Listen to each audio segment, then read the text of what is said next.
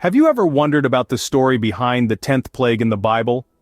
This intriguing tale is nestled within the pages of Exodus, a narrative of liberation and divine intervention. As the story unfolds, 9 plagues had already befallen Egypt, each more catastrophic than the last, yet Pharaoh's heart remained as hard as stone, his resolve unyielding. A relentless cycle ensued, a plague would descend, Pharaoh would promise liberation for the Israelites, only to recant once the crisis abated. This cycle of calamity and deception continued, culminating in a final devastating act. In the face of Pharaoh's obstinacy, a divine decree echoed through the land. God, the protector of the oppressed, declared a 10th plague.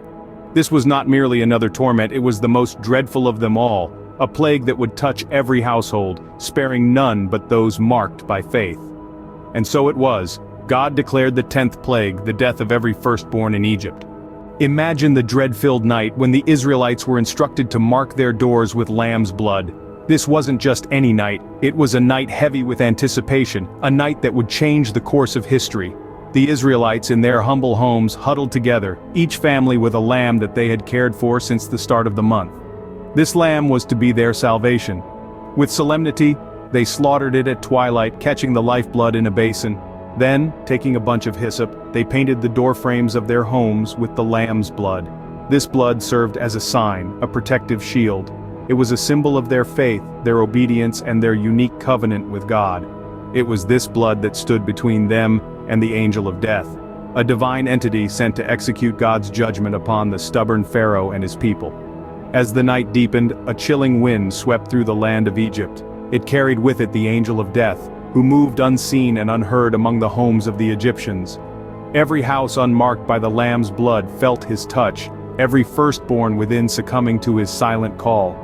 But the Israelite homes, marked with the lamb's blood, were shielded. The angel of death moved on, passing over these homes, yet the somber silence of the night was shattered as the angel of death passed over. The wails of the Egyptians filled the air, their firstborns taken from them. In the wake of such a devastating loss, Pharaoh's resolve finally crumbled. The dawn that followed the horrific night of the 10th plague brought with it a profound silence, punctuated by the wails of the Egyptians. Every home was draped in sorrow, every heart heavy with the loss of a loved one. The most powerful kingdom of the time was brought to its knees, not by an army, but by an unseen force, a divine intervention. The stubborn heart of Pharaoh could no longer stand against the might of God.